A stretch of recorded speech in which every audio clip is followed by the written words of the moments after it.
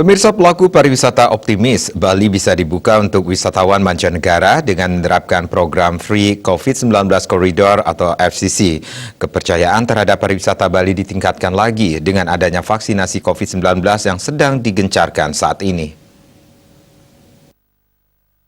Indonesia Hotel General Manager Association IHGMA Imade Ramia Atnyana di Denpasar menerangkan, Bali sangat memungkinkan untuk mendatangkan Wisman.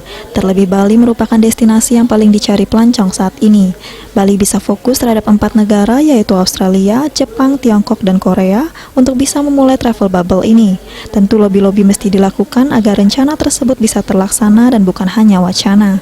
Ramia menerangkan pelaksanaan vaksinasi diharapkan membuka celah dibukanya kembali pariwisata Bali, Indonesia, dan bahkan dunia.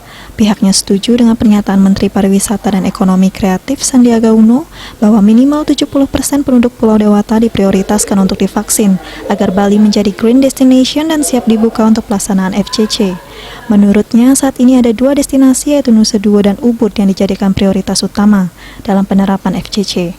Pertimbangannya, fasilitas pendukung di Nusa Dua sudah lengkap termasuk jarak dari bandara yang cukup dekat.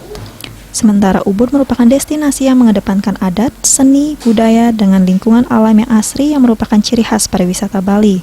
Dengan penerapan FCC, pariwisata akan kembali menampilkan kekhasan pariwisata budaya yang adiluhung yang dibalut dengan nuansa alam yang asri dengan pelayanan ramah ala orang Bali. Ia pun mengakui tentu pelaksanaan ini akan diawasi dan dievaluasi dengan ketat oleh Kemenparekraf, tim gugus tugas serta Kementerian Kesehatan untuk menghindari terjadinya klaster baru.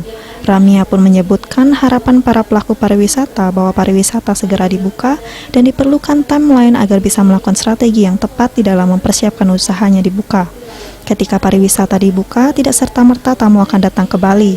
Tentu ada proses yang harus dilalui mulai dari dibukanya perbatasan antar negara oleh Kementerian Luar Negeri dan kemudian kerjasama maskapai penerbangan dan travel agent partner untuk menjual paket-paket wisata serta kesiapan bandara dalam mitigasi jika ada wisatawan yang terpapar virus ketika berada di bandara. Wartawan Bisnis Bali melaporkan.